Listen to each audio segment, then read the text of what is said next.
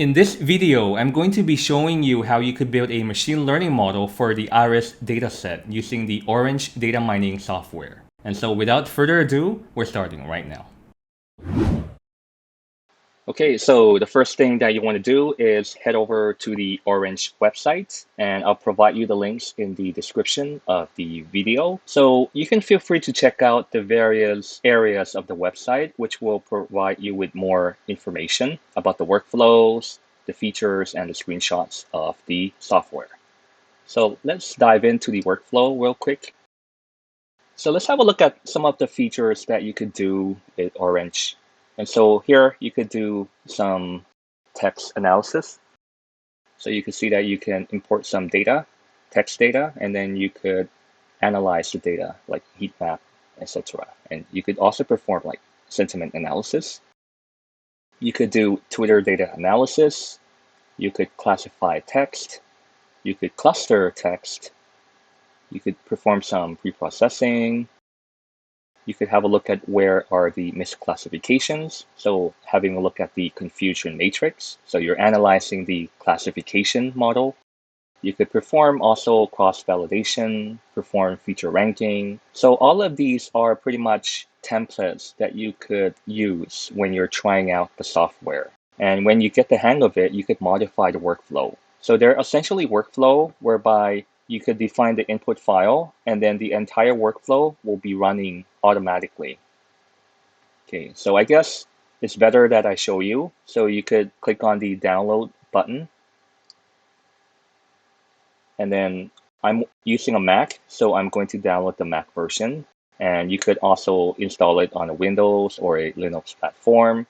Or if you have Anaconda or Conda, you could run the following lines of code. Or you could also install it via pip install. Okay, so I have already installed the Orange, so let me open it up. Okay, so when you open up the Orange for the first time, you'll see this welcome window. So go ahead and click on the examples. And today we're going to have a look at the classification tree.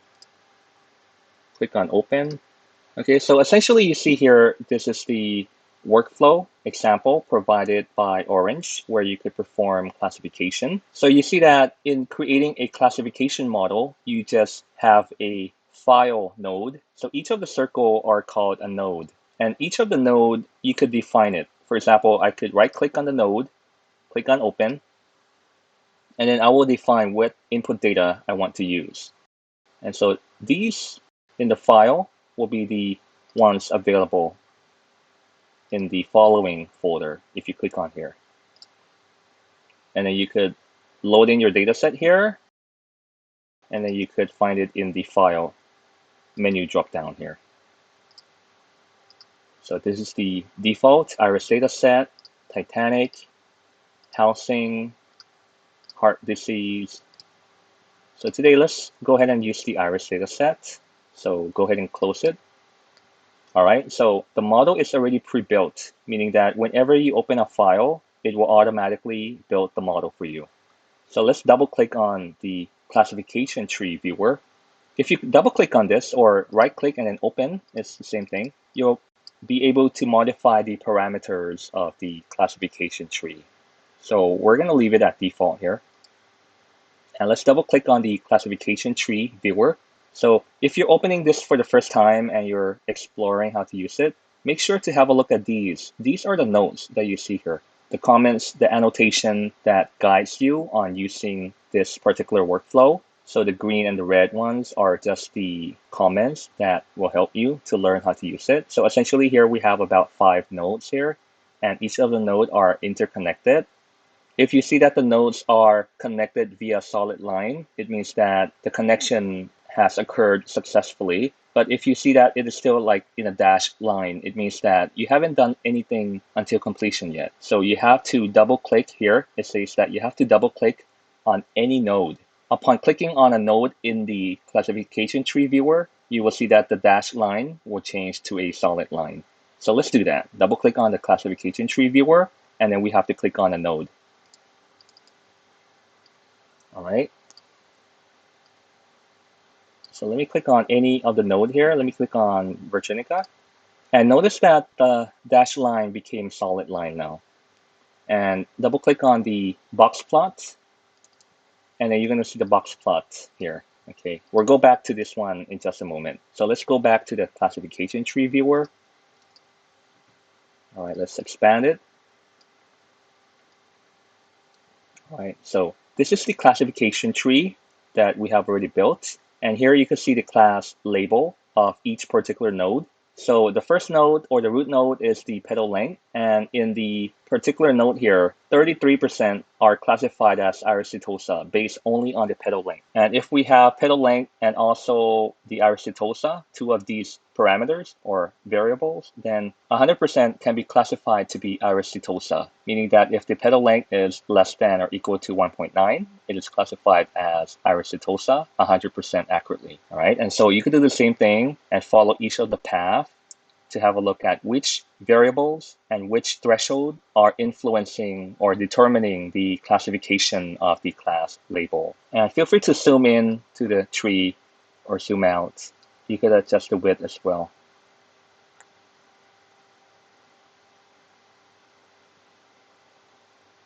So we'll leave it at default, otherwise the text will be more compact and hard to read. And here you could adjust the edge width, the width here. Relative to parent is like that, relative to root, or also fixed, where they're roughly equal. Target class, you could focus your display of the tree by selecting particular class, like the iris setosa. So everything will be the tree for determining the setosa. So all of these features are determining the setosa class, or the versicolor, or particularly for the virginica, all right? And the great thing about this is that you could export the tree here. Click on the save icon, and then you could export it as a PDF file, a PNG, or also a vector SVG. So let's try PDF. Let's type in tree, save it to desktop, and let's have a look. And so this is the PDF file. And so you could use this to embed in your reports or your research paper.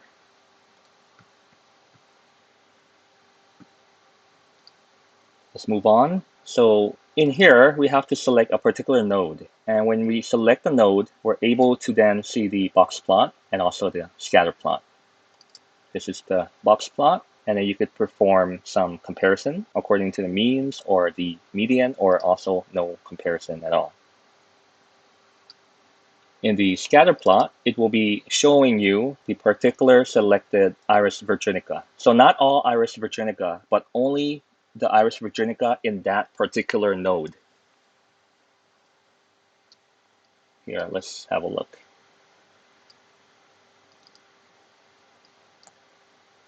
Let's say that we select versicolor here, and then we're going to see that versicolor is now highlighted.